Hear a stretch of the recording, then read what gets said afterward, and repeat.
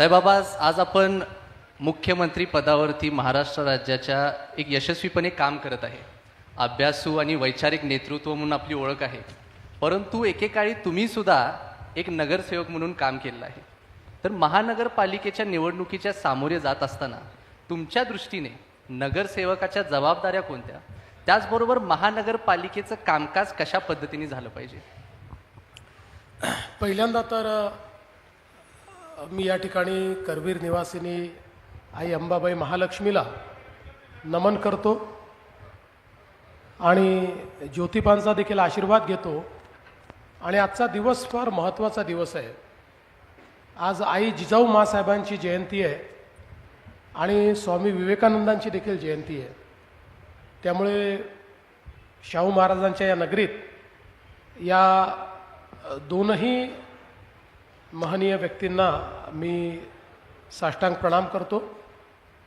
आणि अतिशय महत्त्वाचा प्रश्न तुम्ही विचारला आहे. मी 2 वेळा नगरसेवक होतो, 2 वेळा महापौर होतो. त्यामुळे महानगरपालिका जवळून बघितली आहे.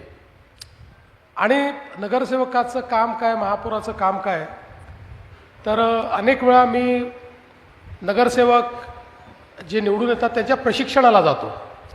आणि त्या प्रशिक्षणाला गेल्यानंतर पहिल्यांदा मी गमतीने सांगतो की नगरसेवक म्हणजे कोण, तर ज्यांनी मागच्या जन्मी पाप केलं तो नगरसेवक होतो आणि ज्यांनी महापाप केलं तो महापौर होतो.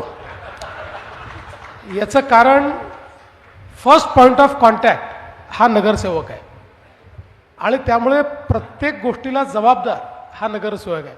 गटारी तुंबली तरी तोच आहे, लाईट बंद असला तरी तोच आहे, ॲडमिशन पाहिजे तरी तोच आहे. आणि हक्काने लोक त्या ठिकाणी त्याच्याकडनं कामही करून घेतात आणि प्रसंगी 4 शिव्या देखील देतात. त्यामुळे नगरसेवकाचं काम जे आहे हे फर्स्ट रिस्पॉन्डर ज्याला म्हणतो अशा पद्धतीचं हे काम आहे. दुसरं काय की आपल्या एकूण राजकीय व्यवस्थेमध्ये लोकांना इतकं कन्फ्युजन आहे. ते नगरसेवकाचं काम हे खासदाराला सांगतात, खासदाराचं काम हे नगरसेवकाला सांगतात, अजून कोणाचं तरी काम आमदाराला सांगतात. त्यामुळे तो थोडा आपला जो सेन्स आहे तो अजून तेवढा असा डेव्हलप न झाल्यामुळे. पण मला असं वाटतं की प्रायमरी जबाबदारी नगरसेवकाची काय आहे, तर जेव्हा आपल्याकडे महानगरपालिका तयार झाल्यात तेव्हा नगरसेवकांना नगरपिते म्हणायचे. नगरपिता आहे त्याचं नामाभिमान होतं. पण कालांतराने हे लक्षात आलं की यांना पिता नाही राहायचं आहे. पिता हा अधिकार गाजवतो, यांना सेवक व्हायचं आहे. आणि म्हणून आपण ते नाव बदललं आणि नगरपित्याचे नगरसेवक झाले. आणि म्हणून आज आपल्या महानगरपालिकेमध्ये रिसोर्स मोबिलायझेशन असेल, रिसोर्सचे योग्य डिप्लॉयमेंट असेल, या सगळ्या गोष्टींकडे लक्ष देणारा हा नगरसेवक.